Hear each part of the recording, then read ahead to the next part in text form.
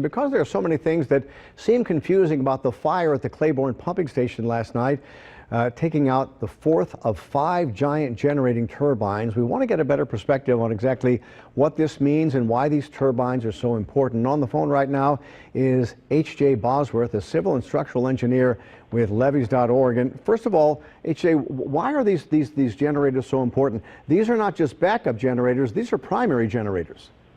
These are important to run all of the old pumps and all the old pump stations. And in the main basin of the city, between the lake and the river and between Jefferson Parish and the Industrial Canal, that's where our old pump stations are.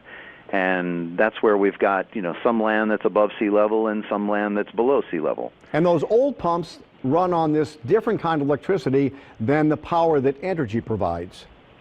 True. They were built to run on the energy that was typically supplied back in the 20s and 30s, when electrical power was a relatively new thing for the United States.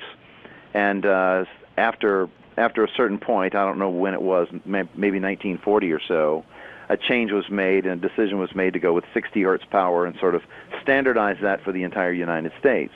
But because millions and millions were invested in these pumps, they decided to go ahead and continue to generate this 25 hertz electricity. And these are very good pumps too. And let me ask you this: in your opinion, should there have been the same kind of reaction we're seeing today when we had 3 of those turbines down? Did it take a 4th one going down to realize we had a big problem?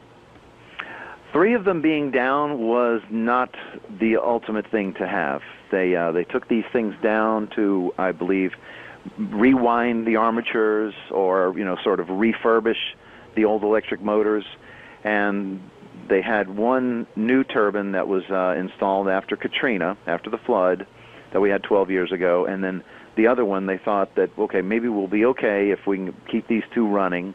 And as we found out on Saturday, maybe that wasn't the best idea. And now we have half of what we had on Saturday. So we probably should have fixed this a long time ago.